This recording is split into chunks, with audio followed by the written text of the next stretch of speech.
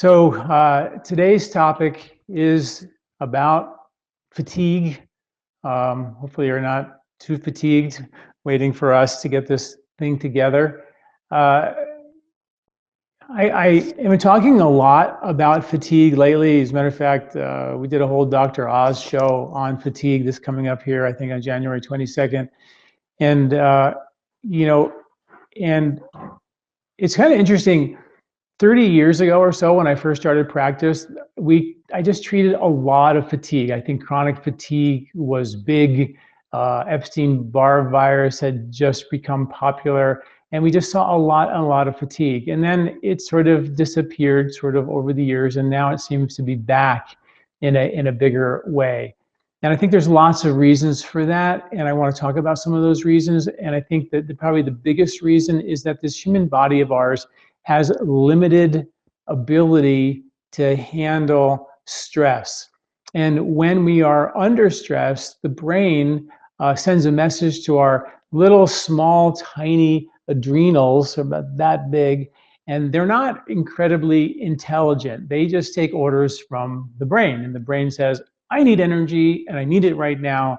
And the adrenals are then therefore forced to make energy that it may not exactly have.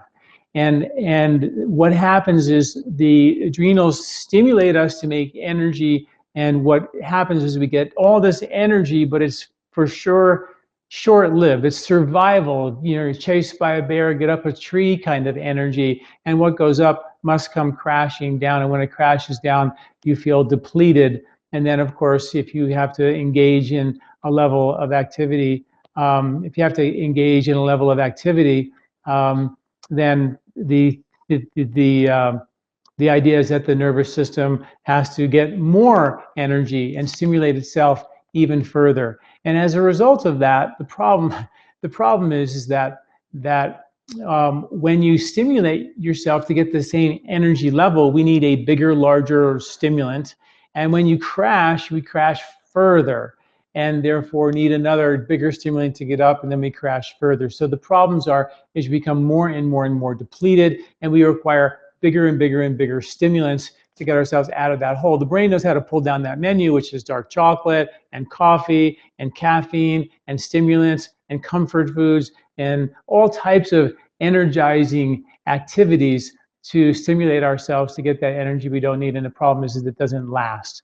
And as a result of that, the adrenals, the little tiny, not so brilliant adrenals, they tend to go, okay, guys, I have a purchase order from the brain that says I need to make this much energy by like 6 o'clock. And the adrenals don't know how to do it themselves, so they borrow money. And the first place they go is your reproductive organs. For women, it's progesterone and testosterone are directly precursors to make cortisol and stress-fighting hormones. So therefore, it depletes sometimes the estrogen or the progesterone and the testosterone, leaving folks, men and women, with lack of libido, lack of sex drive, even infertility issues. The holy grail of menopausal issues and treatment these days is to give women progesterone therapies, and of course all we're really doing is giving back the progesterone that was actually robbed by the adrenals to pay off debt or to drive energy which you actually didn't really have. So we want to think, okay, do I really want to go back and just take hormonal support to pay back the progesterone, or in the men's world these days, low T or low testosterone is a really big deal.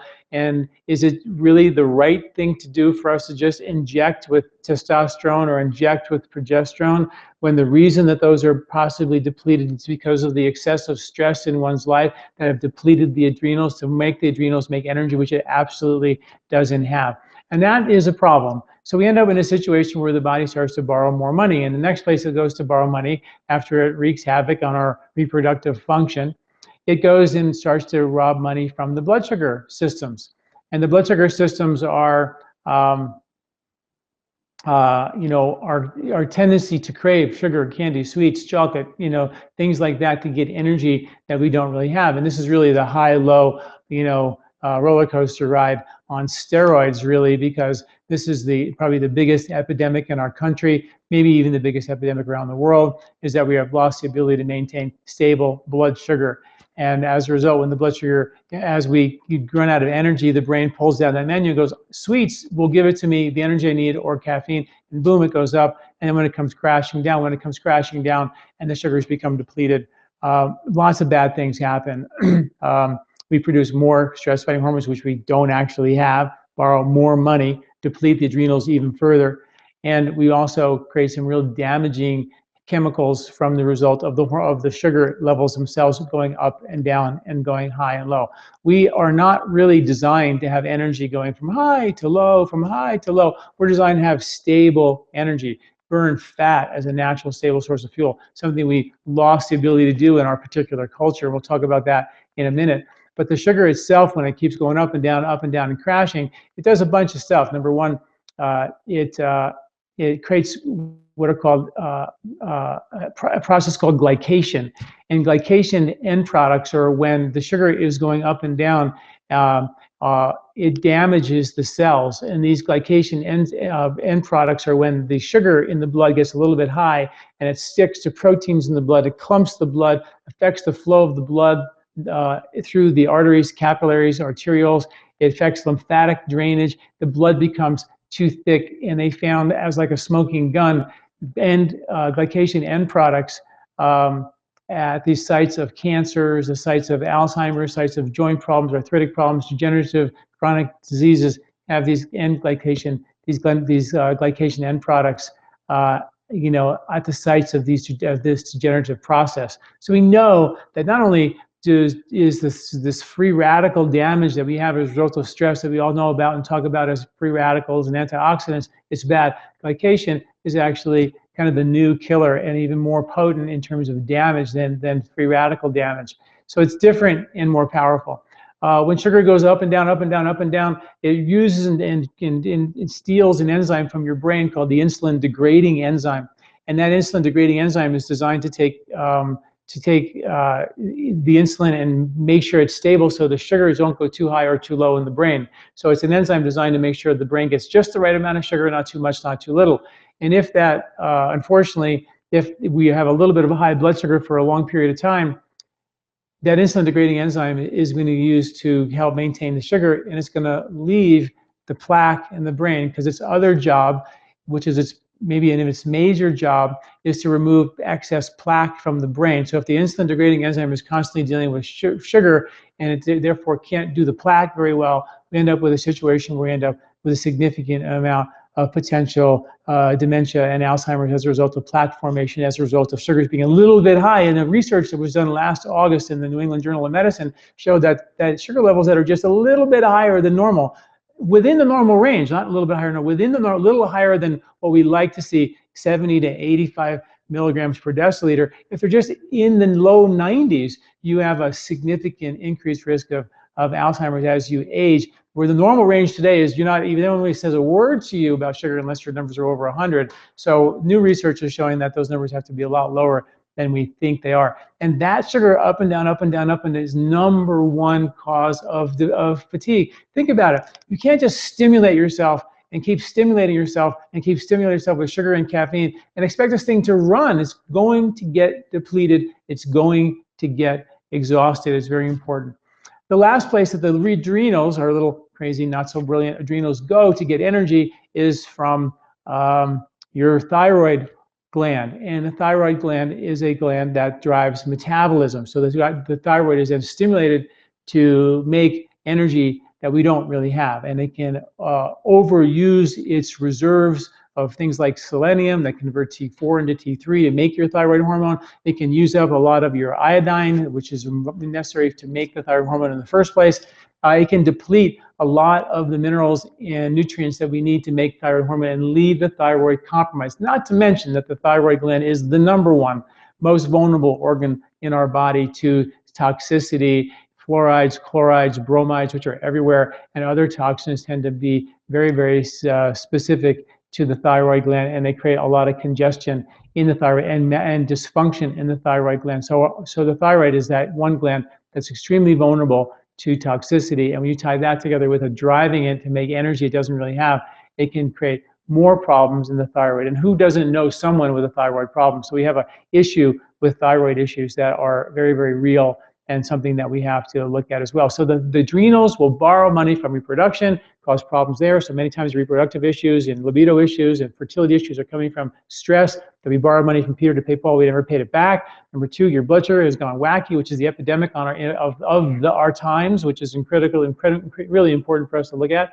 And of course, thyroid issues. Three really big issues, all of which directly relate to fatigue and exhaustion, which is very, very important. Now, not to mention that stress, when we are under it and under the gun of it and impacted by it, we process that stress right through our intestinal tract, which is where all the microbes are. We know, as you know, if you've heard me talk, the microbes are the million trillions of microbes do the heavy lifting for just about every single function in our body: immunity, mood, bone density, blood sugar support, our ability to maintain stable mood and energy, all of which, and so many other things, are really, really related to our ability to maintain stable microbiology in our gut. We know that 95% of the serotonin is stored, manufactured in our intestinal tract, and that we're under a lot of stress. That stress takes out our ability to make neurotransmitters to make us happy, give us mood, stability, and energy. It also takes out the microbes who actually make the neurotransmitters to give us the mood, stability, and the energy.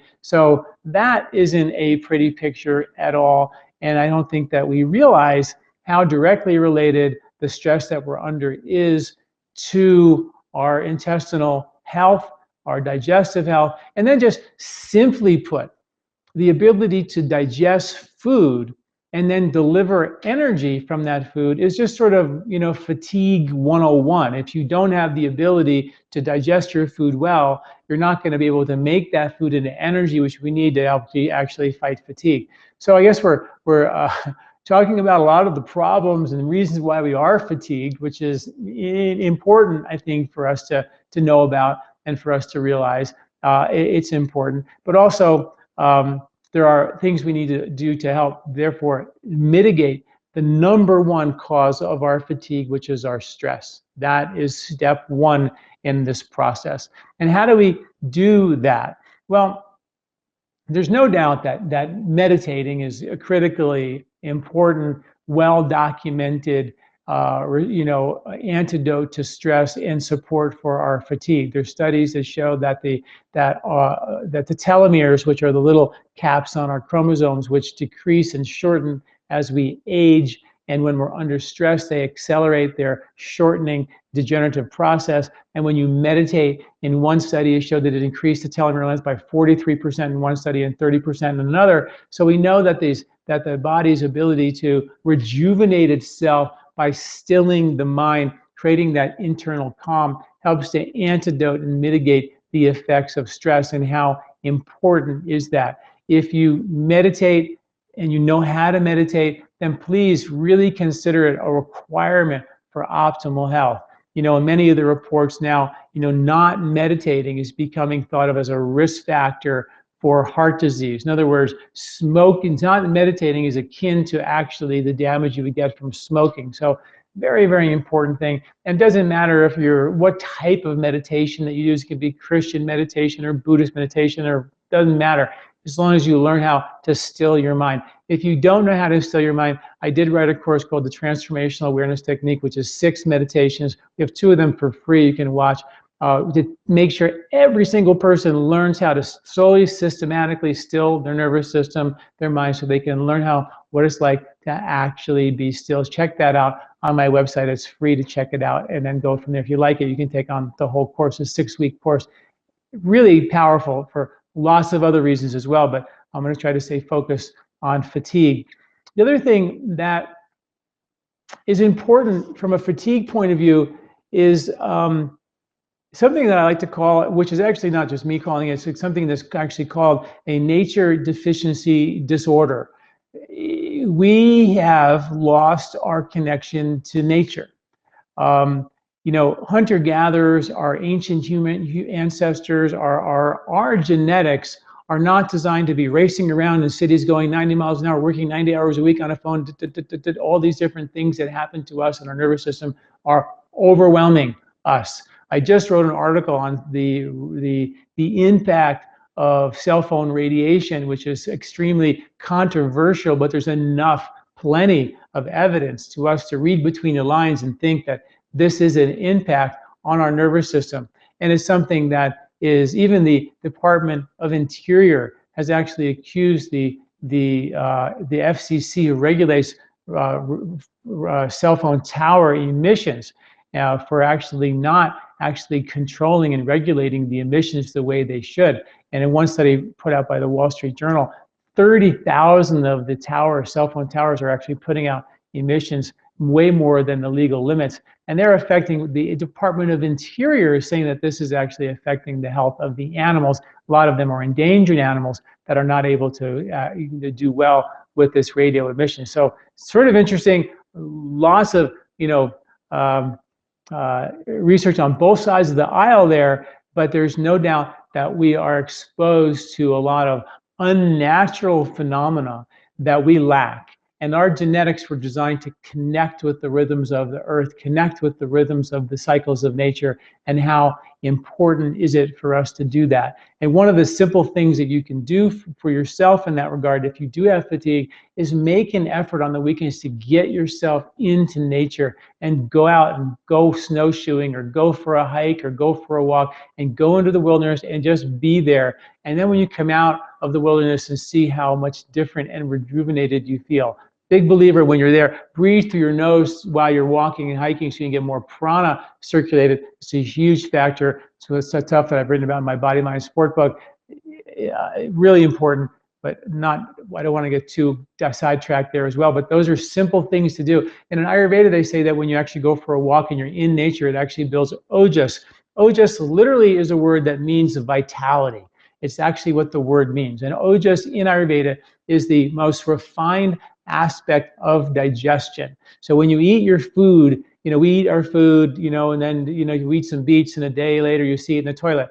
Well, in Ayurveda, they say if you eat food, it takes 30 days for that process to be completed. And the final product is a substance called ojas, which is the most refined aspect of digestion. And is the source of our energy, our vitality, our skin radiance, our health, our energy, and it's really important stuff.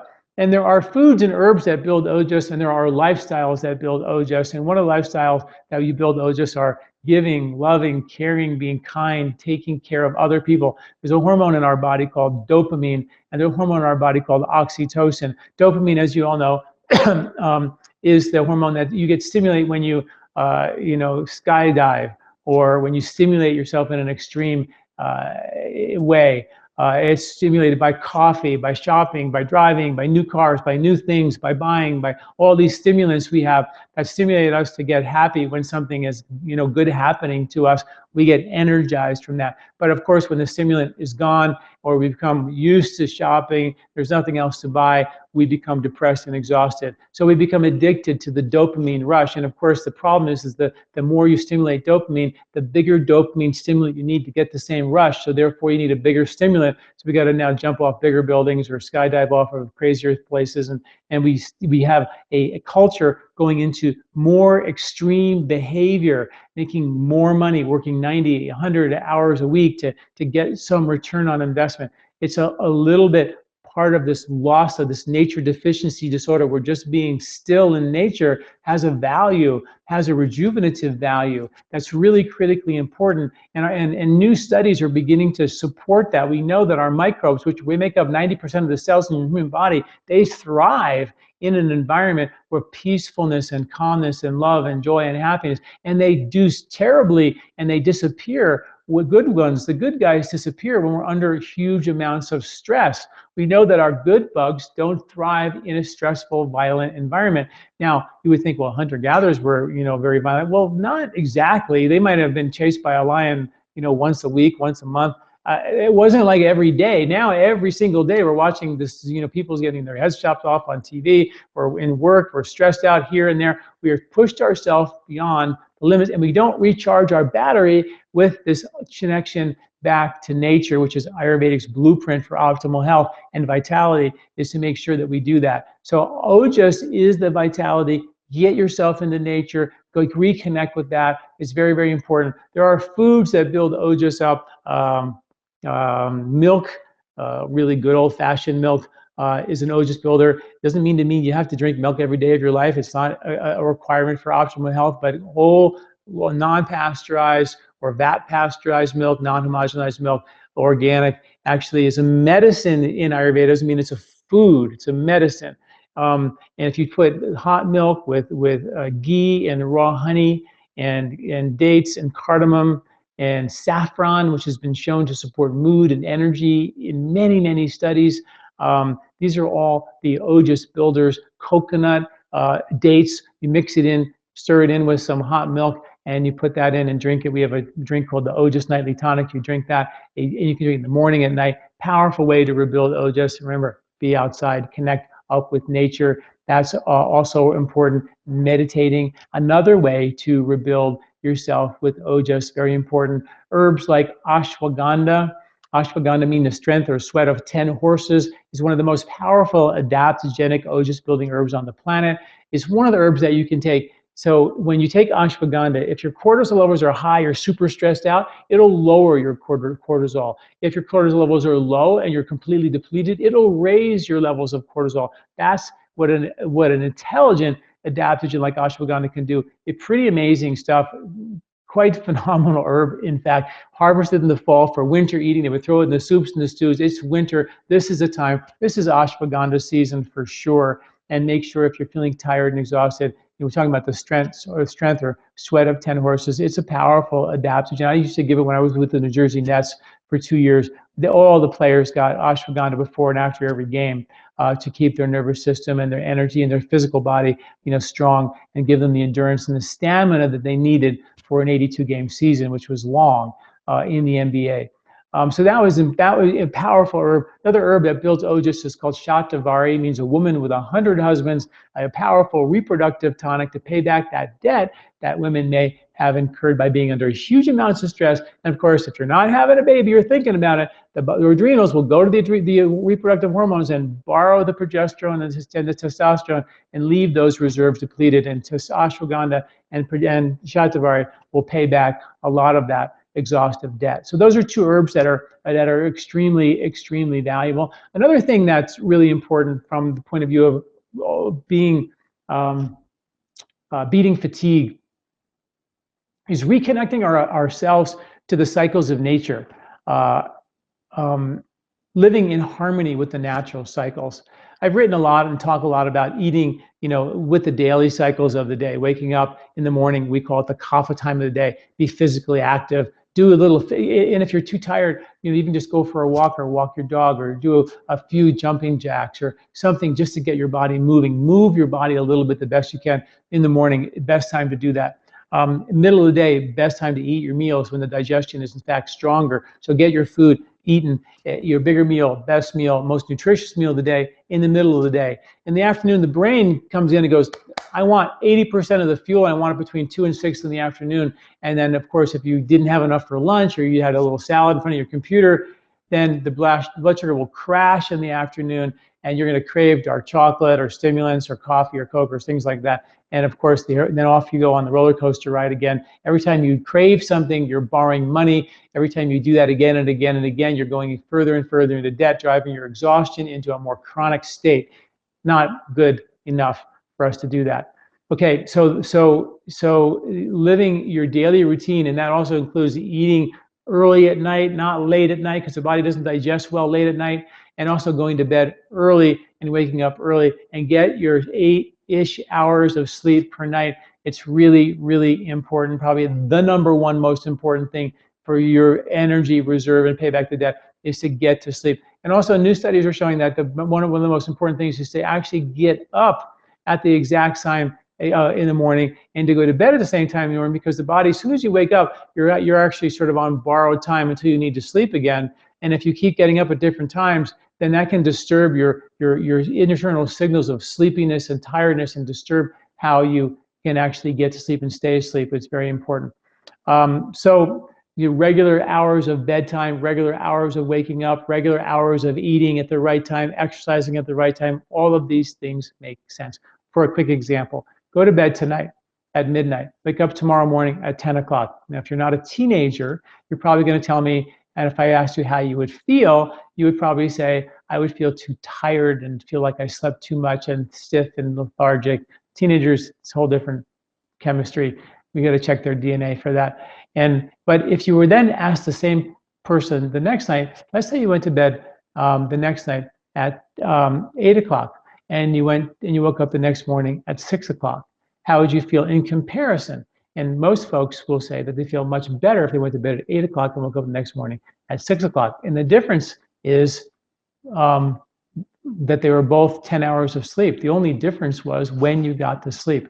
When you connect to the cycles makes a huge difference. When you eat, when you exercise, when you sleep, all that pays important dividends for rebuilding and getting yourself back into the rhythms of nature so your boat is going downstream with the current. I can't emphasize that enough. Most of us are plowing upstream against the grain, feeling exhausted at the end of every day. How many of you feel exhausted at the end of your day? How many feel like life is a struggle? How would you like to finish your day with the same energy you started? That's what we're talking about here, how to live in harmony with the natural cycles. And that's what all this is about. Rebuilding your reserves, pay back the debt so your brain has an awareness of, oh, I am pushing against the grain here. I can do better by going downstream, by making choices of when I eat, how I eat, what I eat, when I sleep, when I exercise. All these things make a lot of sense. The other piece of the live with the cycle puzzle is eating with the seasons. And as you probably know, we have this big 1 year, hopefully we'll do it forever, but I love it, Eat with the Seasons Challenge, the 3-season diet challenge, which means we have already done it, started in January. Everybody gets a packet in January and February, March, every month. It's absolutely for free. And you get recipes from Emma Frisch from the Food Network, which is super awesome. People have already told me how much they love our recipes already with the January packet.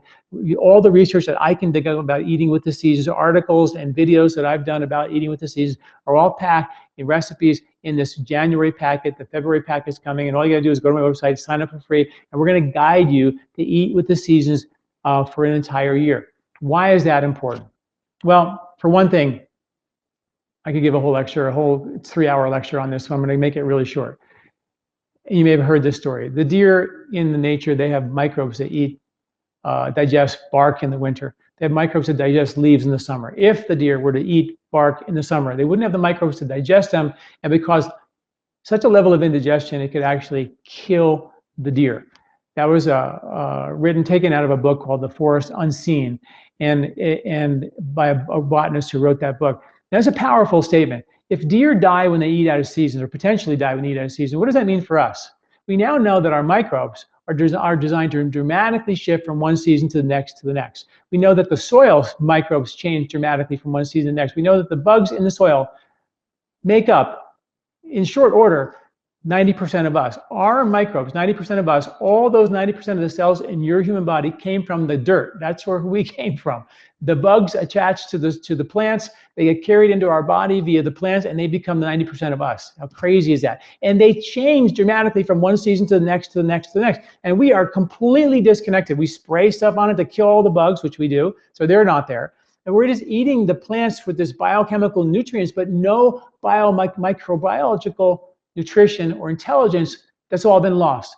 And I'm like, what if we change that? What if we all ate organic and started eating more of the foods in season? What would happen to us for an entire year? So that's our mission, is to guide people through this entire process for an entire year and see what happens. And I guarantee you, it'll provide energy you need in the winter, in the summer, in the spring. It'll provide the immunity you need in the winter, the ability to dissipate heat in the summer. It'll actually give you less congestion in the spring because that was a topic of my book, The 3-Season Diet, which I wrote 15 years ago, which was all about the understanding of Ayurveda just from the foods and what they do for us each season. How important is that? Now we know now the microbe thing and how important that is. That is just off the charts important for us to understand, and that's why we're doing this challenge for a year for free for anybody. Tell your friends. I'm just so excited about it. I want you to do it. And talking about fatigue, this is a powerful piece of the puzzle to reconnect with those natural cycles. Very important. Okay, more on fatigue. Vitamin D, I can't talk about fatigue without talking about the deficiency that we have in America with vitamin D. It's an 80% deficiency with folks north of Atlanta. Vitamin D is a vitamin that protects our genes, 2,000 of our genes. It supports blood sugar, bone density, the health of our cardiovascular system, our mood, our energy, our vitality, and our immunity. And that is the absolute very, very short list of what vitamin D does for us. We have 87% of the American population deficient in vitamin D, and vitamin D levels are very important to optimize. The optimal range, according to most of the real experts in this field, like the Vitamin D Council, so that our number should be between 50 and 80 nanograms per milliliter. Now, the normal range for 20 years was 20 to about 100. So all we're saying is we want to be on the higher end of the normal range. When that happens, vitamin D stops doing a vitamin thing, giving you protection from rickets, which it does when it's anywhere around 20 or 30. But if you go over 50, the studies show that the vitamin D actually becomes a hormone and protects you from from cardiovascular issues and certain types of cancers, and I mean and your immunity and your vitality and your energy, and for sure your fatigue. So if you are scraping the bottom of the barrel on vitamin D and we're trying to fight fatigue, it's not going to be successful. We have this major deficiency that's undermining our success. So make sure you get your vitamin D levels checked regularly. Make sure between 50 to 80 nanograms per milliliter. The average person in the wintertime needs about 4,000 to 5,000 international units a day of vitamin D in the winter to make that number happen. 1,000 to 2,000 to 3,000 in the summer. So make sure that you've got that covered and make sure you have that understanding. Okay, now the last thing I want to talk about, one other herb that I want to point you in the right direction of is an herb called Shilajit. It's in our formula called Regenerate. And the research on that for energy is so off the charts. It's an article, I think it's called Ancient Longevity Herb Rediscovered. And it's in my website, you can read about it. And it's about an herb called Shilajit. And mitochondria, as you probably know, are the parts inside the cell that make energy. And we can make more mitochondria, we can make bigger mitochondria, we can do cool things with our mitochondria. And the Shilajit has what's called fulvic acids, which are the acids that take the minerals into the cell, which is important.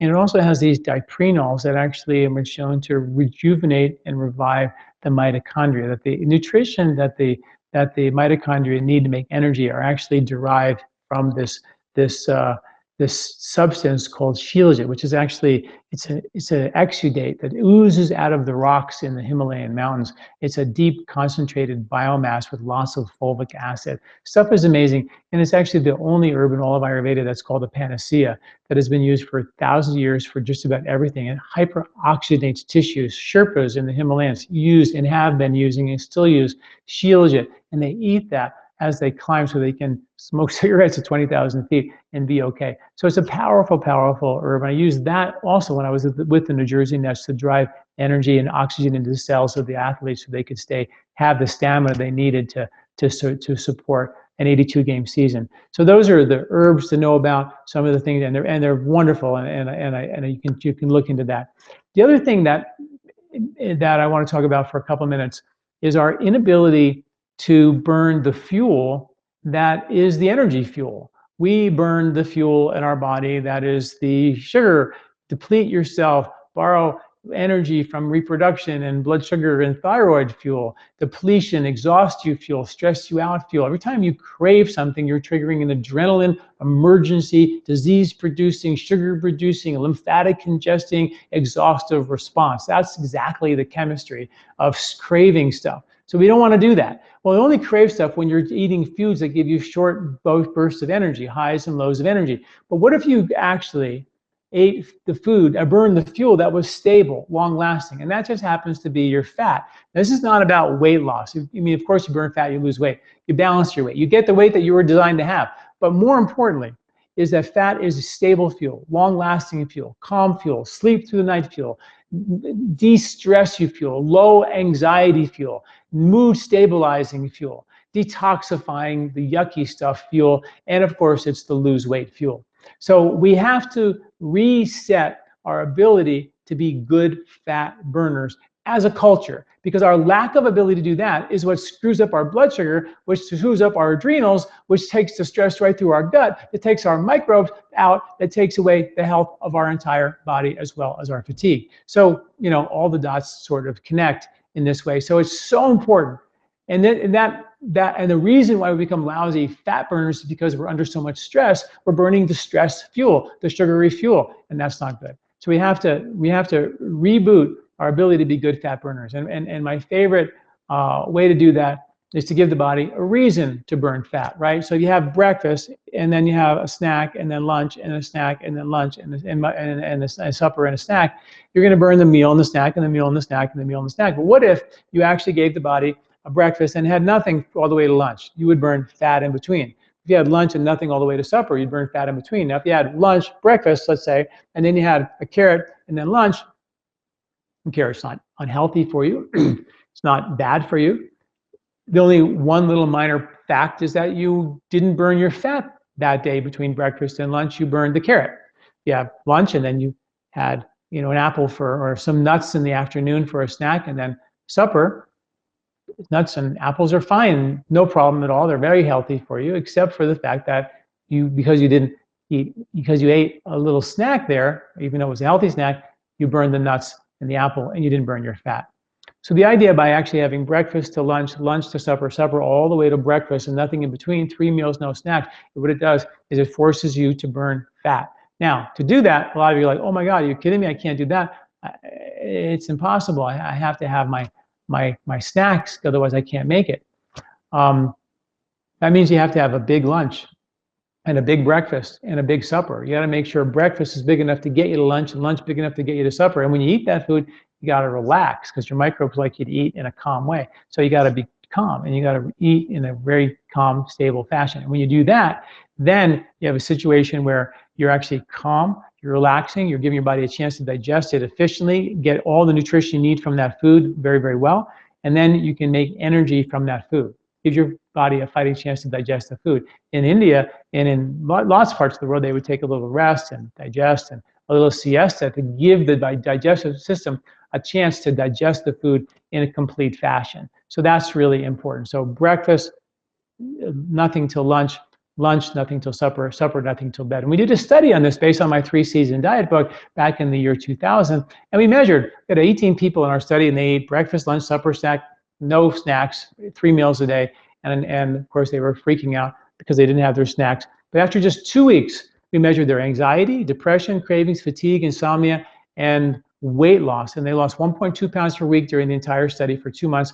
And their weight, their anxiety, depression, cravings, fatigue, and exhaustion after work were all significantly improved. We measured fatigue in general and fatigue after work, all significantly improved. So that, again, we have a well-documented pilot study, albeit very, very effective. And I watched this clinically for years and years and years, get people off the snacks. They start burning fat as their source of fuel. They stop needing to eat little meals all day long. They get off the roller coaster ride. They burn their calm fuel, stable fuel, long-lasting fuel, and they feel better in their skin. So that is, a very short list of some of the things that I think that are critically important for us to be good fat burners, and many of those things are so simple, and many of us we don't do them. Getting outside, connecting with nature, meditating, simple things. Understanding how to eat your meals and connect with the cycles of nature. These are all things that are just so blatantly, really obvious when you look back at our history and our genetics and what they require for optimal health and maximal energy. All right, so that's that. I know I have some questions here that I'm going to answer. Thank you. And then I've got some here that I want to answer. If sleep disorders are caused by neurological problems, can products still help them? I'm referring to what I've been told. I have hyperinsomnia. I do not sleep deeply. I have little REM sleep, and I feel deprived all day, super drowsy, and needing to take stimulants or naps.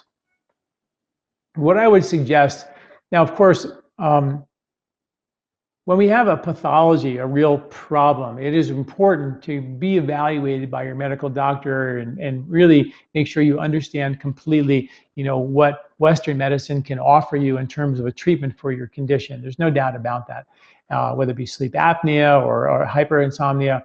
these are things that you want to look at. However, that said, I would venture to say the things that I just finished talking about, deep levels of exhaustion, borrowing from Peter to pay Paul, underlying imbalances are probably left unaddressed. And if we don't look at how your body got there and how we can unravel those conditions, we end up just chasing the symptoms with a drug or a pill or a powder and never really getting you back into the health levels that you need to get. So that's sort of what Ayurveda is about, is to treat the individual, not their condition, and really begin to understand that. I don't have enough information here to ask all those questions, but I would say, yes, not that I say that I'm going to treat your disease or your condition. I'm going to treat the underlying factors that I feel are involved with you being out of balance. And that imbalance may cause whatever it is that you have that you may be genetically predisposed to break down. You can get 5 people under the same amount of stress, we all break down differently. So we have to look at, by understanding the individual tendencies, predispositions, the way we break down, how can we understand that? And that's what I would love to dig in here and look into that more deeply. I can't get into that. However, there is a classification of herbs called brain-derived neurotropic factors, which are interesting. There's about 4 of them. And one of them is turmeric. And this is not Indian Ayurvedic research. This was Western research. And just so happens that we'll see, I forget now. Turmeric, bacopa, ashwagandha, and one other one. I think fish oils might be not. But anyway, I think 3 out of the 4, the only ones I remember, of course, are the Ayurvedic ones. But turmeric, bacopa, and ashwagandha, all of them are Ayurvedic herbs that I use commonly every day. Brain-derived neurotropic factors, which means that they build neurological brain tissue. When you were young and you were told if you drink alcohol, it kills brain cells.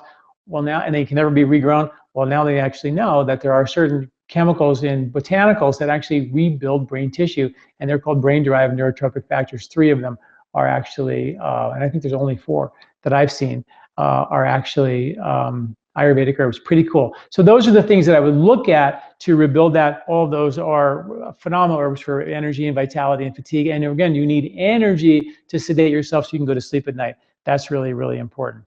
Hi, John. I heard a little caffeine is good for people with predominantly kapha constitution. What do you think about that? I think that that's interesting. That kapha types are a little bit hypometabolic, and a little caffeine might give them a little bit of a boost. You always have to be careful with caffeine, because caffeine is the kind of thing that we become addicted to. And if you start using caffeine for energy that you don't actually have, then you need that caffeine to get up. And again, what goes up comes crashing down. Every time you need more caffeine to get up to the same level, and you crash down further. That's the downside. So a little green tea possibly for a kapha type, or a little caffeine, I wouldn't have an issue with that per se.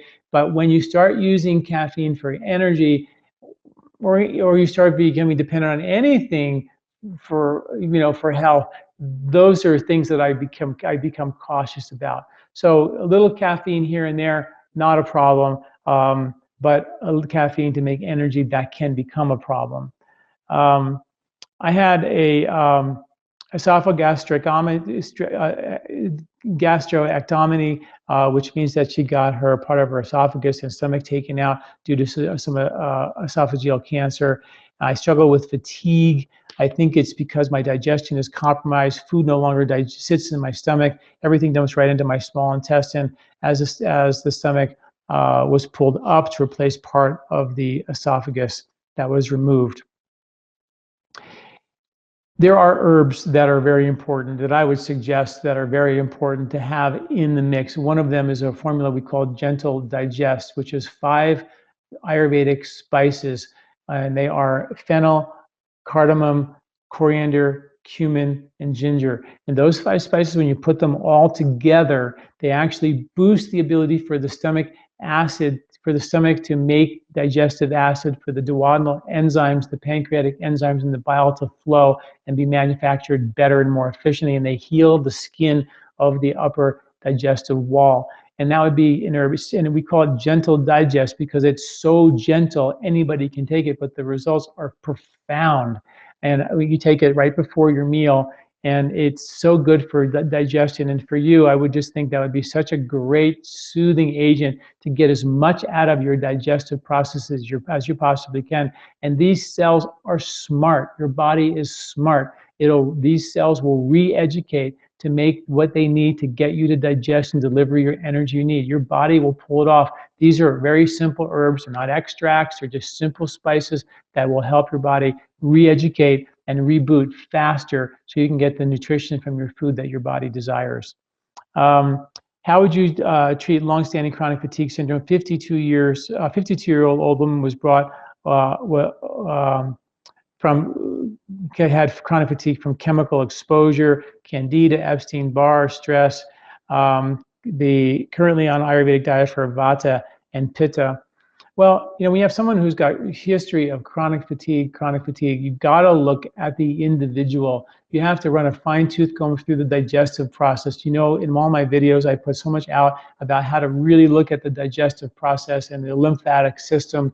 Are you not digesting wheat or dairy or greasy fried food? You really got to ask those kinds of questions to troubleshoot that. Look at the hormonal system, the stress levels, and how to reboot the body. There's not going to be one pill. Of course, the Ojas builders are going to be deep rejuvenative, and they're really easy to digest, which helps, but not necessarily going to be the final solution. When you have, this might be one we might want to have a consultation with to really kind of dig into that and figure that out. First step to break the vicious cycle of sugar, caffeine, and insomnia. How do you do that? Well, as you may know, and I've talked about this, I'm not a big believer of willpower.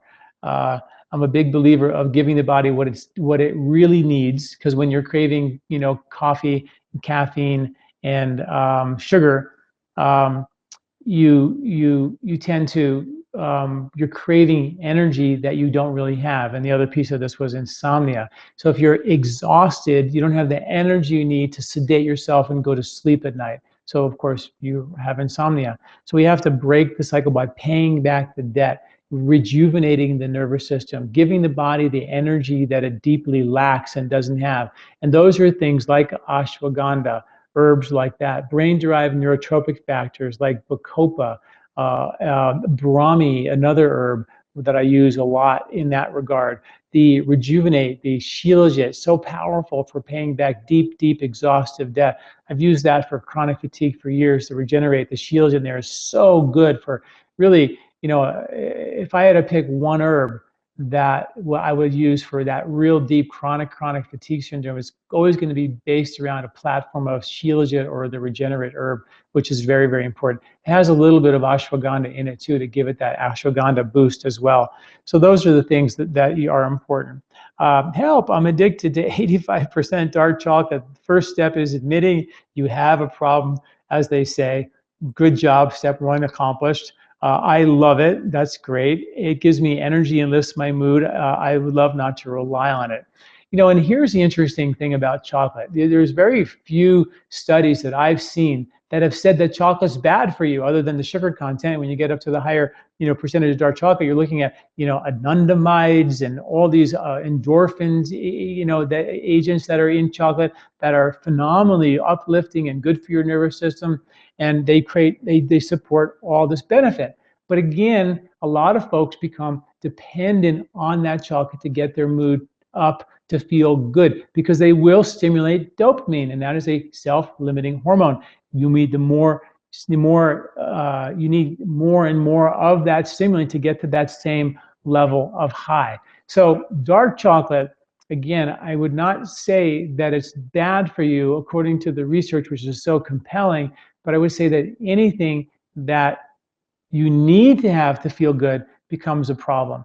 And again, and some of those herbs are, in fact, or constituents in chocolate are stimulating, and they're your endorphins and euphorics that give you a sense of euphoria. So you want that, and you need energy to get that. And of course, you become, sometimes depleted trying to accomplish that. And that depletion is deep fatigue. So at the end of the day, we're probably talking about deep levels of fatigue that are setting you up for craving that. And your brain pulls down the menu, and it has its favorite thing to go to get out of that hole, which in your case is 85% dark chocolate. And that's something we want to pay back the debt. Again, rejuvenate the herb, the shilajit and the rejuvenate, ashwagandha, brain-derived neurotropic factors, bacopa, brahmi. These are all the herbs that I would be thinking of in my head. Ojas builders, and of course all the lifestyle things to give to meditation, connecting with nature. These kinds of things seem crazy. And of course, as I mentioned briefly in the beginning, exercise, nasal breathing exercise to breathe through your nose and drive more prana. We actually recently published all the research that we did on the nasal breathing research we did many, many years ago. All that research is now available. It's compelling about the benefit and the difference between mouth versus nose breathing in terms of handling stress without the wear and tear. That's the key. When you breathe through your nose, you do the same work with less effort, so you feel calm. I call it the eye of the hurricane effect. The bigger the calm, the more powerful the wind. The more calm you are in the midst of a stressful situation. So that's what and that, of course, and if you're dodging the refrigerators and the winds of the hurricane, you're going to get exhausted, if not beat up or crushed. But if you can be in the eye of the hurricane and be calm, then you're not getting beat up or exhausted in the process, and that's a powerful place to be. Hope that makes sense. I have a condition called ME, which is a kind of a multi-degenerative system where all the systems of the body break down. I'm wondering which treatments would use for severe noise intolerance and dehydration. Well, dehydration is one of the things that we do treat, we talk about a lot in Ayurveda, which is half your body weight in ounces of water per day, along with sipping pure plain hot water every 15 to 20 minutes for 2 weeks. The idea is if you pour hot water on leather, it would soften it over time. You put cold water on leather, it would just run off. But the more we can rehydrate and soften the tissues with hot water, the more deeply the nutrition and waste can get out, and nutrition can get in, and that's important. In terms of severe noise intolerance, that has to do with a deficiency, lack of overall energy and vitality. And how important is that? That's so critically important when we're paying back debt. You got to look for how you can pay back the debt. What can be done for severe iron deficiency anemia? Another great reason for fatigue is just to flat out get a blood test and find out if you actually are anemic. There are many different types of anemia, but if iron deficient anemia, you want to look at iron, and best way to get iron actually is really making sure you get it from your food or a good iron supplement. The best quality supplements that I have found for mineral absorption is a company or a brand called Albion. It's the one that we use, and those are the one supplement company or brand that sells to professionals who then sell them again, that have the highest absorption rates of minerals that are published. And most companies don't even publish their absorption rates of minerals. But you want to look for that company for the best absorption rate, plus looking for all the high iron content foods, spinach, beets, cooking with iron pots, raisins, things like that, molasses. You really got to make that emphasis. And you also got to look at what is going on in your digestion that set you up for the inability to absorb those nutrients in the first place. That's the piece of the puzzle we never do. We just give the iron and let it go. You got to go further than that and figure it out. Hi, John. In your opinion, what do you think, all things considered, that is it possible to cure, reverse Addison's disease, get off the drugs? Addison's disease is when your adrenal hormones are high, stimulating, pushing all the time. And that is not necessarily that's a driving and an overstimulation of your, I'm sorry, that's the opposite. It's when the adrenals are depleted and exhausted. And Cushing's disease is when they're up. But so it's again the same exact thing, whether they're up too high or down too low. In one study with ashwagandha, like I said, when the hormones are up, it brings them down. When they're low, it brings them up. And that's what we need, is adaptogenic, rebuilding, rejuvenative support. Now, a lot of times these types of conditions are caused by tumors in the adrenals or tumors in the pituitary that drive these hormones in an out of control way. Those are things that are very challenging and not typically treated with herbal medicine. That's why we have Western medicine, because it works so well in those conditions. Um, um, have you ever come across anyone who's contracted an infection with being treated with a fecal implant? You know, actually, I haven't, other than people doing fecal implants on their own, which I don't recommend, because people read about fecal implants and they actually just go do it themselves. I haven't read any studies or have enough clinical experience. It's such a new thing. It's really being done in only very, in clinical settings for certain conditions like C. diff and things like that. I don't think it's really become a mainstream treatment as of yet.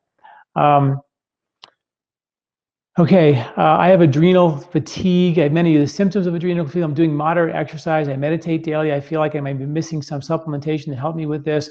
I also just returned with 6 days of a R&R retreat. Feel refreshed. What are your recommendations?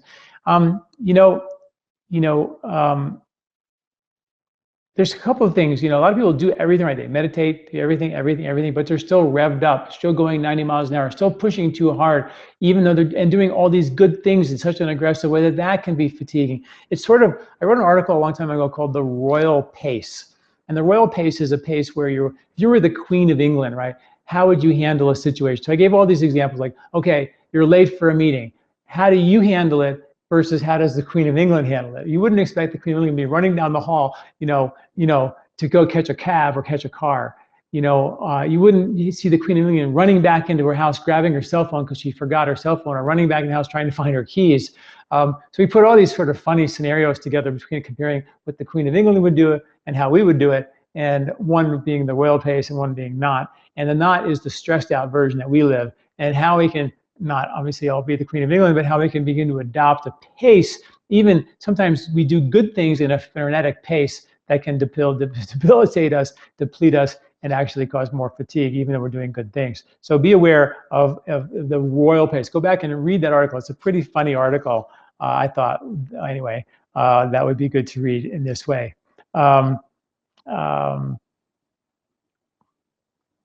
Years ago, I saw an Indian MD.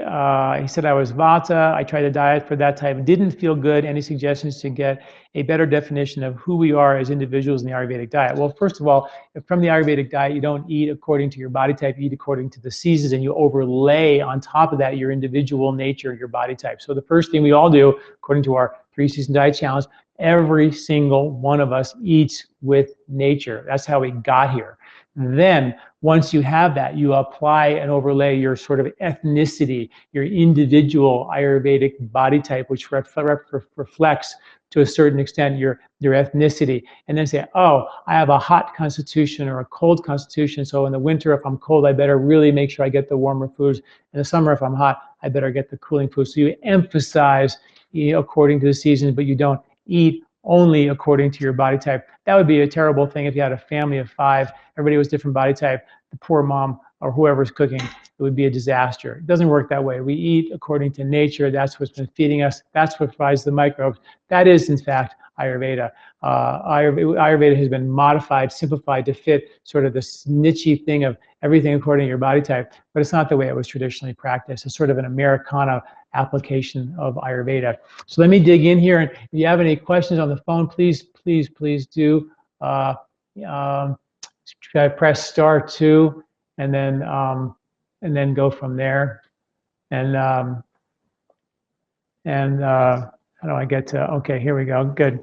So *2 if you have any questions. Oh, there's some. All right. So I have some. I have somebody from New York City. Okay. There you are. Are you there? New York City, are you there? Was it Barbara? Anyone? Huh? I lost you. Okay. Okay, I'll go to another call. Okay, in San Rafael, California. Are you there? Yes. Yes, I hear you. There you go. Hello? What is the product that you're suggesting, and have you tested it for decontamination? India or Japan, or how is it grown? I'm sorry, I missed the first part. What kind of contamination? You talking about radiation? Radiation or chemicals in the soil, anything of that sort. Well, first of all, what is the product? I can't find it on the website now. I saw it this morning, but I don't see it now. The product for adrenal exhaustion. Well, there's the herb called Regenerate. Is that the one you're talking about? Yes, I guess it is.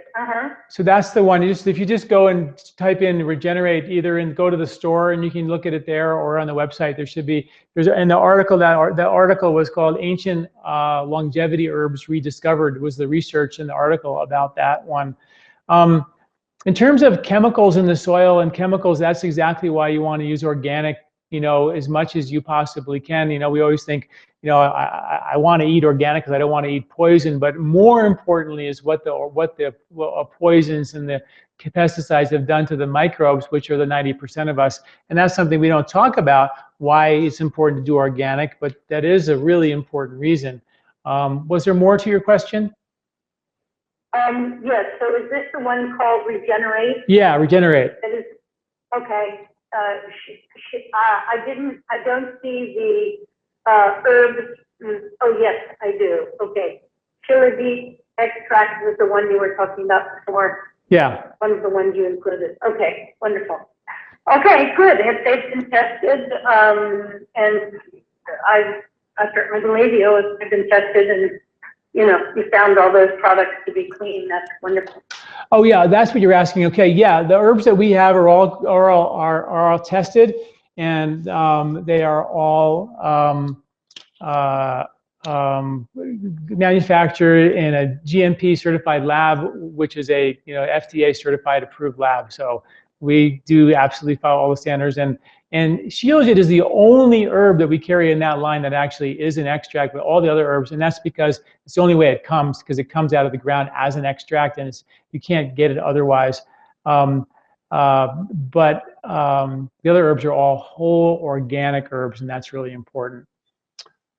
Okay, thank you very much. Well, thank you. You bet. Another question from San Jose, California. Are you there?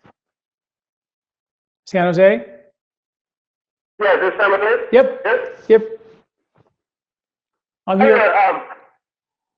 On the subject of nose breathing, I really appreciate all the research that you've done in that area. It's been a great help to me since I read your book, Body, Mind, Force, a couple years ago.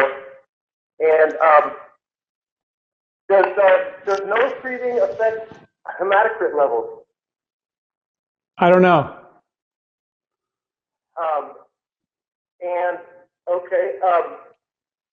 It has shown to be very effective in cardiovascular training and just overall energy levels when practiced 24/7. I would venture to say that the benefit is coming not from like super hyper oxygenation of the blood, but better waste removal and better efficiency of getting the waste out. That's one of the benefits, and the limiting factors to our exercise capacity is that's the limiting factor to our overall health and longevity, is we don't get rid of waste good. We stink at that as we get older. And breathing, as we are beginning to see in some really new high profile published research recently, is that our breathing is a waste removal, one of the major waste removal channels. We've been talking about that for years. And nasal breathing, really absolutely capitalizes on that. Yes, for sure. Now, do you know what? Have you seen that catching on more in sort of a professional athletic level? The benefits of nose breathing? Well, it's a good question. And when I first wrote the book back in, I don't even know when I wrote that book, 84 or 94, I think it came out. So a long time ago. And a lot of teams, professional cyclists and teams, when I worked with the Jersey Nets, half the team had already read my book, so it already had hit. I went to the team and she trained them because they wanted me to teach them how to nasal breathe. So, you know, I think it is out there. And unfortunately, I had thought way back when that the no pain, no gain thing was sort of dead in the water, but boy, was I wrong. And the extreme sports and you know, the idea of getting juiced and stimulated by killing yourself and pushing yourself to extremes, you know, this pendulum has gone way too far. And I really believe that, and that's why I'm sort of reviving body, mind, sport and putting the research out there and really getting on it again, because basically there's the same brainwave pattern that these elite athletes get when they base jump off of Mount Everest, which is really cool, but you know, your life is basically on the line. You can get by nasal breathing. We proved that, and you can get that when you meditate. So I'm going like, why should I risk my life for 30 seconds of a thrill that a lot of elite athletes are seeking, when you can get that by actually doing what we've been talking about? We proved it 20 years ago or more. I don't know, but it was a while ago. So anyway, because that research was done in 1990, in 91, I think it was. So I'm really getting psyched about that, and I use it and love it and swear by it, and we have the research to prove it. So I'm, you know, help me put it out there. Yeah, you bet. Is there ways to apply nose breathing in a swimming environment? I'm sorry, you broke up there for a sec. What? Are there ways to apply the nose breathing method in a aquatic, like swimming environment? You know, I have had lots of folks tell me that they can nasal breathe when they swim. I can't tell you how many emails I got. I figured it out. I have this breathing device, and I have one person who's sending me a breathing device as we speak. I swim every day, almost, at least 5 or 6 days a week I swim, and I can't figure it out. So I can't help you there. I always say, learn how to breathe on land first, and then work it out on water. Very good, very good. Thanks for the time, John. You bet. Thank you. Take care. Okay, next question. In Dedham, Massachusetts, are you there? Dedham, Massachusetts, are you there? Did I lose you? In Dedham? Or Hi, I'm in Wellesley. Okay, close enough. We'll take you.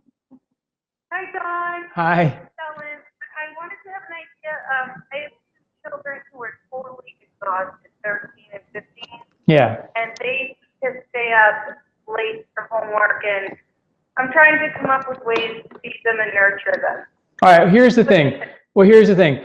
You know, you kids are exhausted, and little kids even littler that. They go on, you know, sleepovers, and they're up all night. I'm a big believer. I give, and always have, give my kids ashwagandha in the morning. I give them vitamin D, and I give them a little bit of turmeric to protect them from any kind of infection. That's like the baseline support that I give them. If they have cell phones, do not let them sleep or with their cell phone anywhere near their head or their body. Turn it off, get it out of the room. That's really important as well. You know what I mean?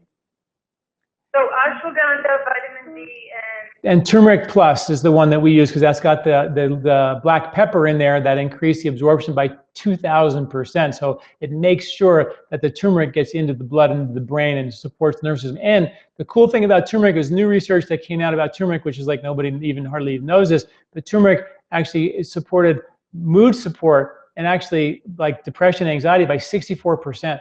So it's just really, it's like we said, it's a brain-derived neurotropic factor. It builds their brain tissue up, and of course, you know, if they're not meat eaters, you got to think B12 too. So you got to watch that for kids and their stamina. And I have a bottle of the B12 Boost in my car, and I give that to my kids, you know, while they're driving home from school, under their tongue. They suck on it, and it's, you know, it just a little, just making sure, because that is an insidious deficiency that affects more than half the world's population, and you got to make sure that that's not happening as well.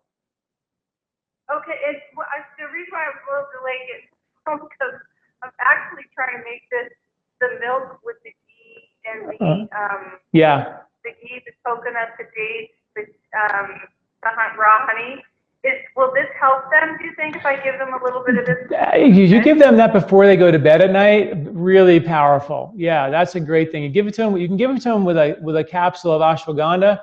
Now we're talking. That's good medicine for them, to just give them the stamina that they need to, you know, to fight off teenagehood. I know, right? I know, right? Exactly. All right, thank you. You're very welcome. Thanks for the call. Okay, in Medford, Oregon, are you there? Oh, yeah, that must be me. Great. Do you have a recommendation for a hot drink that's an alternative to black tea with honey in it?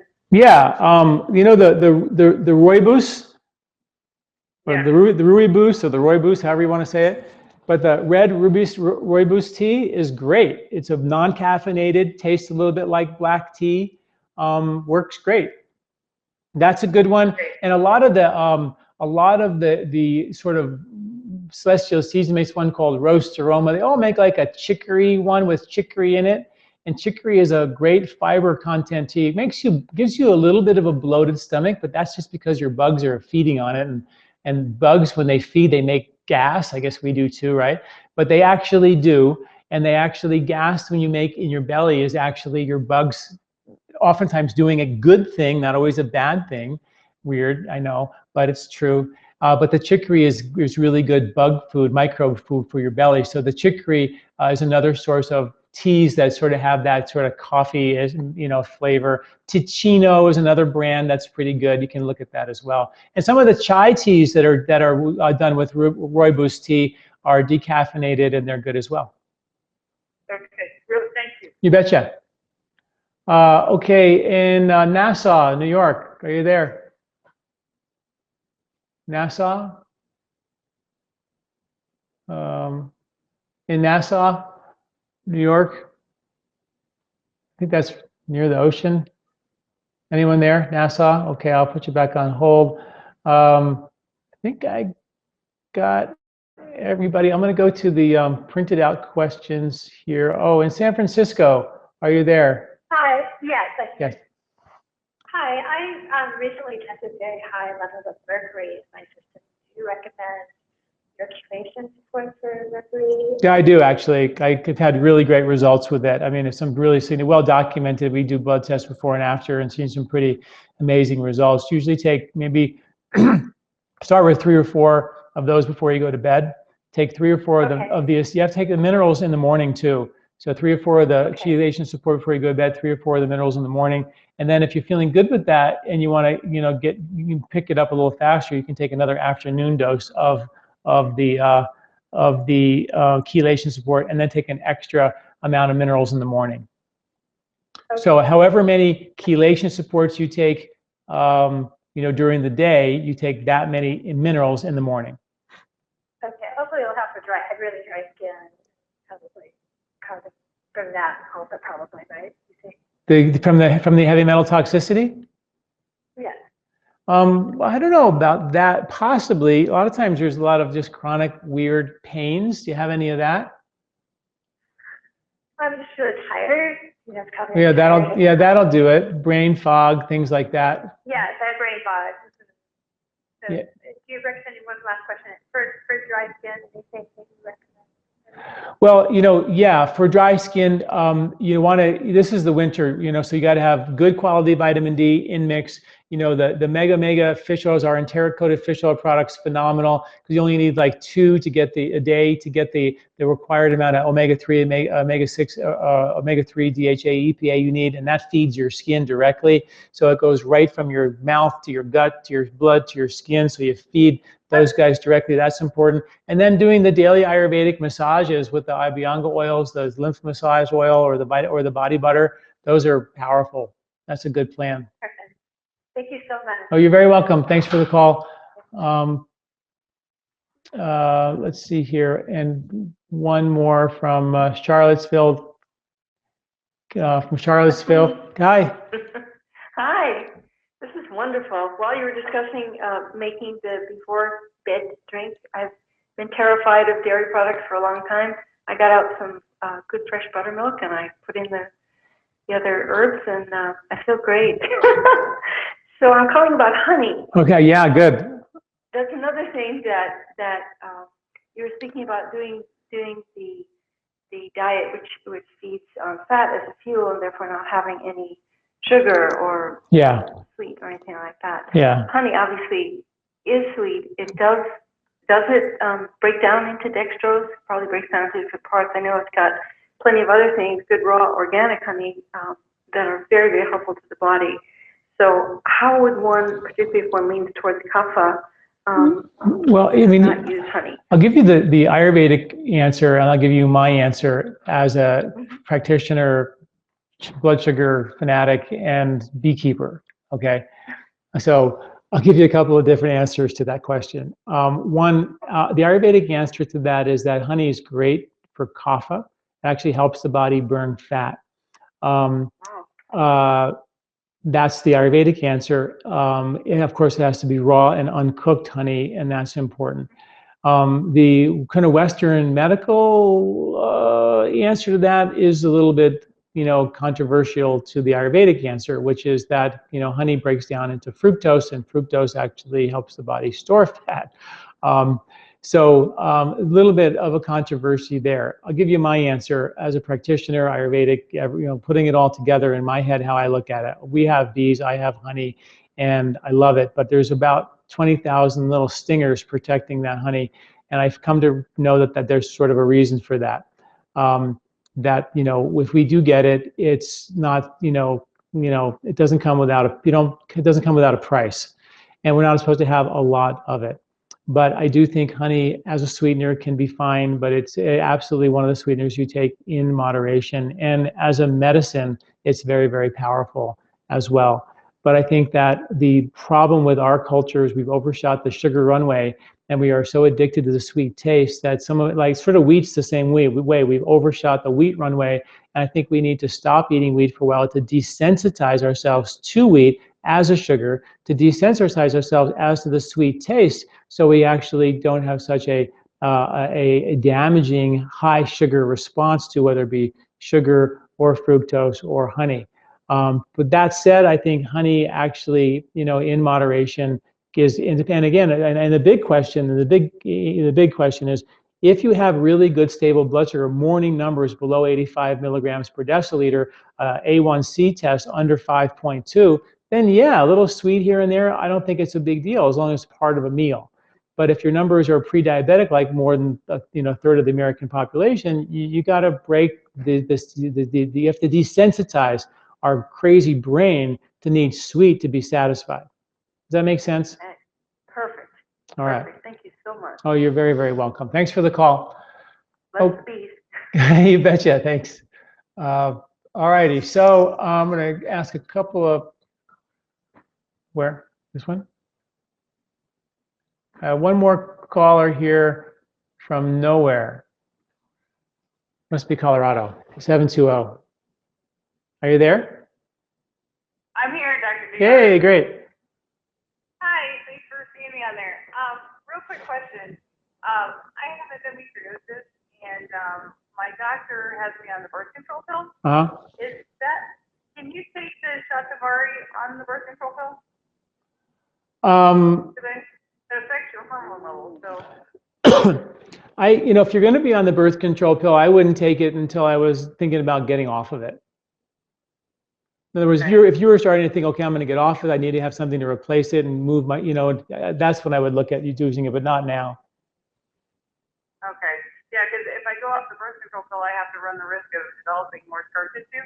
Right. So it's kind of like, and I didn't want to do both at the same time because I thought one would contradict the other. Well, you want to look at, with endometriosis, you want to look at not only, I think from a hormonal perspective, you got it covered, but from a lymphatic draining the reproductive system perspective, there's issues there.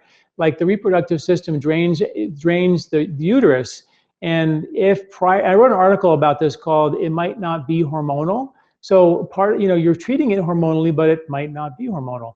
And read that article because it talks about how the lymphatic system drains the reproductive system. And a lot of times prior to menstruation, women tend to have swollen breasts or tender breasts or bloat or swell or breakout or things like that, or symptoms get worse.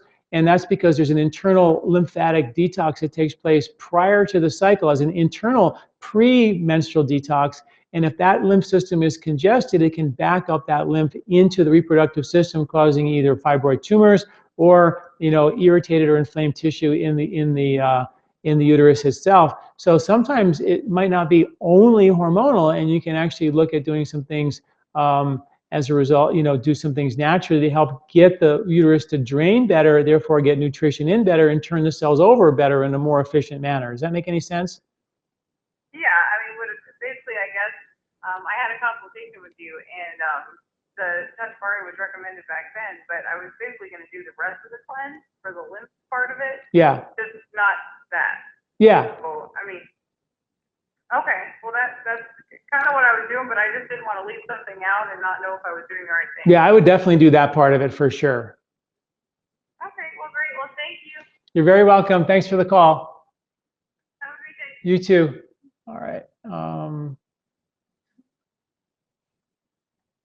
One more.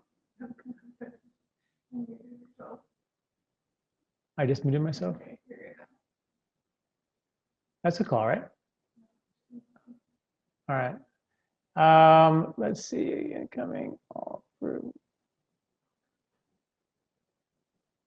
Okay, a couple more questions. Thanks for staying with us a little bit longer. We have a little bit more time, and I know we went late tonight, so if you guys have to go, please do. I'll hand sound for a couple more questions. I know people want to get their questions answered, so I'll do my best. I have low blood pressure. Consequently, my MD said I should eat something right away when I wake up in the morning. I don't like to eat that early, so I have black tea with milk and honey. I'd like to replace that with a healthy beverage to get started. Well, I think I just gave that answer. I don't know if it was to her or not, but I mean, some of the rooibos tea or some of the other herbal teas with even a little bit of honey would be fine to do that. A peppermint tea might be good because it's a little bit more stimulating. That might actually help you.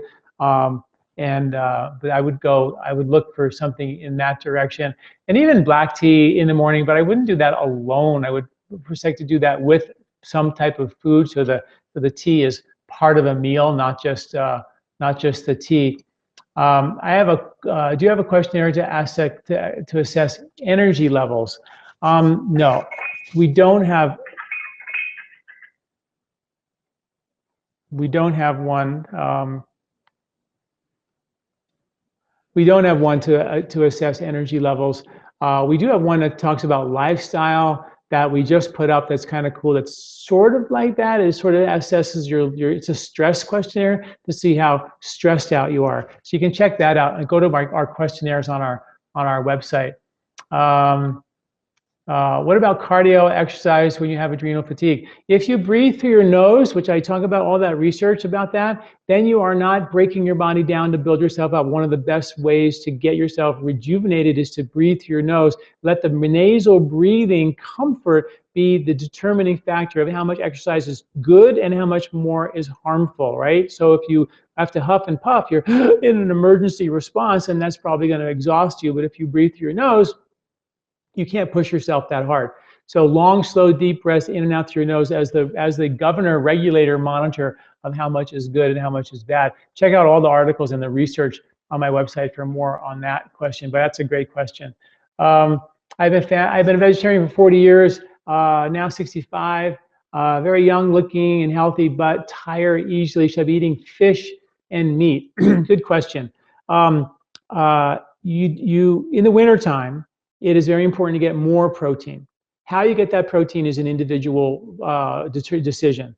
But you do need more protein and more fat in the winter, into the point where you could eat meat in the winter and even have none in the spring and the summer. Because that's how we are sort of designed to function, is to really get those requirements of protein and fat in the winter. A lot of folks who are vegetarians oftentimes aren't doing a great job of it, and they actually do need higher quality protein to rebuild the reserves. So, one of the I wrote an article called "Are You Protein Deficient?" And the meats are more acidic, and the vegetable proteins are more alkaline. So they're proteins, but the animal proteins, like red meat, believe it or not, is the most acidic. And even in Ayurveda, it's a medicine, not a food, but a medicine. So if you were really super depleted, you would take red meat 4 ounces a day at lunch for 2 weeks to rebuild your protein reserves. And I've seen just so many miracles and incredible benefits from that recommendation. I'm not saying that you shouldn't be a vegetarian. I think that you can be a healthy vegetarian, but If you are deficient in protein and your blood sugar is going wacky and you're craving a bunch of stuff and you're feeling tired all day long, you might need those higher quality proteins to pay back the reserve debt, which is destabilizing your blood sugar and making you up and down roller coaster ride exhausted. So read that article about the protein deficiency. It might be a way to go for you if you're not against having a little bit of meat, or you fit the requirements in that article for adrenal fatigue, because that can be a vegetarian-based blood sugar issue that's causing the fatigue, not the fact that you're vegetarian. That's not causing it. You can be a very healthy, very successful vegetarian. Rebound exercise like jumping on a trampoline is safe for adrenal fatigue. Yeah, as long as you breathe through your nose, it's great because it gets the lymph to move. It's great. What do I do to resolve chronic insomnia, lifelong? Read and watch. I did a podcast on insomnia recently, and go back and watch that. Everything I know is about insomnia is on there. So please go check that out. Is making tea out of the 5 spices just as good as taking the capsule? I wouldn't make the tea out of the 5 spices that we talked about: ginger, coriander, cumin, fennel, and cardamom. I think that's 5. But I would make the powder and then just take the powder directly. You could probably mix it in a little bit of warm water and just shoot it down. And I guess you could make it out of a tea. That would just be sort of, if you like it, it'd be great. I just couldn't imagine having that be the whole meal, every meal, because it would just be like Indian food at every meal. And that could be hard to swallow. But for sure, just taking the spices that way it is just as good as with the capsule. For sure, you might get a little more with the capsule and it's a little bit more user friendly, but a great thing to do. Can you speak about how alcohol affects exhaustion? Well, anytime you're craving something, whether it be alcohol, a glass of wine, you're doing it because your body is needing something to feel satisfied. During the day, we want sugar. In the afternoon or evening, we want alcohol. The sugar gives us energy. Then we're so wired, we're overstimulated. We don't have the energy to sedate ourselves and be calm. So then we want alcohol to sedate ourselves to be calm. You know what I mean? So we're craving alcohol fundamentally for the same reason we crave sugar, which is exhaustion. But because we're exhausted, we are wired for sound. We can't sleep, we're anxious, and we want the alcohol to sedate us. But that all comes from a deep level of exhaustion. So yeah, we want to treat and rebuild and pay back the debt of the nervous system. And there's an Ayurvedic psychology piece to this, an emotional piece to this we obviously didn't have a chance to talk about, but should be mentioned. I ordered ashwagandha from your website, but I discontinued taking because I was sensitive to nightshades. Any comments or recommendations? A lot of folks are sensitive to nightshades, and they do ashwagandha no problem. So I don't know if I would. So many things are nightshades that probably people eat that are sensitive to nightshades that they don't, like goji berries or nightshades. People eat them and they're fine with them. I would suggest to, if you have it, before you don't use it. If you did have a problem with it, then of course stop taking it, but give it a whirl. And because a lot of times nightshades are not all created equal, actually, like foods are, create problems. Give it a whirl. But if you're looking for something else to rebuild and pay back the exhaustive debt, then I would look for an herb like Brahmi. Our Brahmi brain is a great herb for pays back exhaustive debt. That's another great herb for you to think about. Having, the Regenerate has ashwagandha in it too. Having to do with eating with the seasons. What about green smoothies, cold and raw in the winter? Green smoothies are healthy. Are they healthy in the winter? Well, if you could warm up your green smoothie in the winter and have it as part of a meal, not the meal, I'd be more inclined to like it. Drinking cold things in the winter and raw things in the winter isn't really wintry. But if you do beets and carrots and winter vegetables, or you have more, cooked vegetables, I'm going to be okay with that. Or at the very least, warm those things up and have them warmer would be better. But I'm still a fan of having food for meals. And if you want a little bit of a green smoothie with it for the micronutrient benefit, then that can be fine. My doctor asked me on natural progesterone and testosterone creams for adrenal fatigue. Should I not be taking them? Are they causing more harm than good? No, exactly what I said is that's exactly what what the adrenals do is they borrow your progesterone and they borrow your testosterone. So your doctor is right on giving you progesterone and testosterone for your adrenal fatigue, but it's not really resolving the problem. It's just paying back the debt in reproduction for those systems, so your adrenals have more money to borrow from, or a new bank account. But you really want to also look at things we talked about in the lecture. How do I pay back the debt? How do I really rebuild my nervous system so I don't have to keep just filling up the gas tank that keeps getting emptied because we're actually burning the wrong fuel. Please explain how to eat with the seasons when climate is almost the same year round. In America, in the 52 states, even in Hawaii, there are growing seasons. And here's an interesting thing about my book, The 3-Season Diet. In the back of that book, there's an appendix about, I took as many of the foods as I could, and I talked about when they were harvested, where they were harvested, what time of the year, and their ultimate purpose on the planet. And a lot of the things that we get harvested today in California, that's not stuff that was originally harvested there. That's stuff that was hybridized to be harvested when we want them to be hybridized and harvested. And they're nothing to do with the original food harvested at the original time.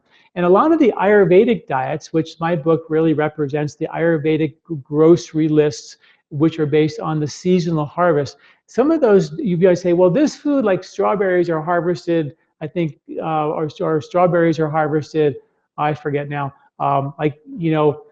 in the summer only, and we have them as like a winter food. But traditionally, when they were originally harvested, you find they were harvested in the late fall for winter eating. So we've hybridized stuff so much that we don't actually even really know what was real. So when you look at the diets, that's kind of the cool part, is we're really striking us back to way before what the farmers are doing, but before the farmers even hybridize things. And I did a lot of research for that book to find that information out, because that was really interesting to me.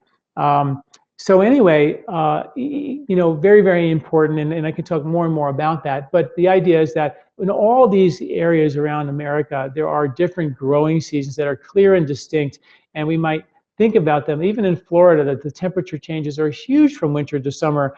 Although it's just generally warmer, but there's big differences, and folks that live there know those differences. And there's definitely traditional foods that were harvested in different seasons in those regions for sure.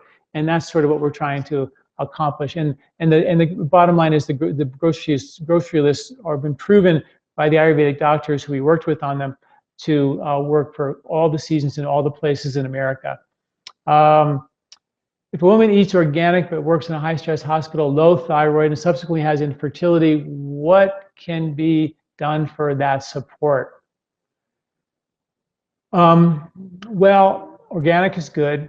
The high-stress diet is oftentimes due to the fact that you have a low thyroid and you might not have the energy that you need to feel safe enough to create the nesting experience that you need to create to be fertile, to have a baby.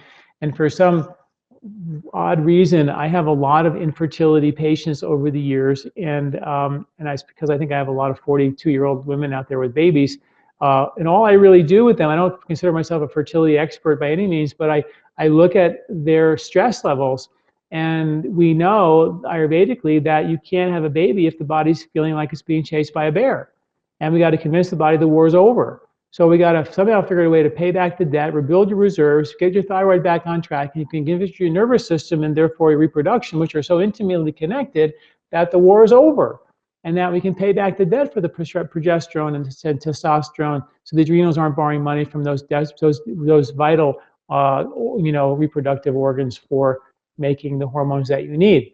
So that's how I would do it. And I would look at all the herbs we talked about today to make that happen. Shatavari, as an Ojas builder, ashwagandha, regenerate, all important herbs.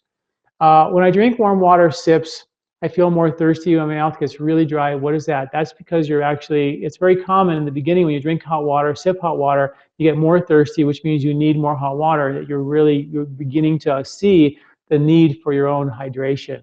So that's important as well. And then last question, can Hashimoto's be caused by fatigue and stress? Can it be reversed? Hashimoto's is not that big of a deal. Yes, it can be caused by stress for sure. It can be, I mean, I think that's probably the ultimate cause of fatigue, and maybe stress causes the fatigue, and then the Hashimoto's, which is when the thyroid begins to turn on itself. And oftentimes when you bring the thyroid back into balance, the antibodies settle down and Hashimoto's seems to go into remission. And that's not typically an impossible thing to have happen, but you got to work along with your medical doctor to make sure that we're out of harm's way in that regard as well. All right, everyone, thank you all for listening. Thanks for joining us on the fatigue. Sorry for this technical difficulty we had earlier on, but hopefully you guys can check out the video when we post that tomorrow. Thanks for listening, and we'll talk to you next time. This recording is brought to you by LifeSpa, where ancient Ayurvedic wisdom meets modern science. Get access to free health video newsletters by Dr. John at lifespa.com.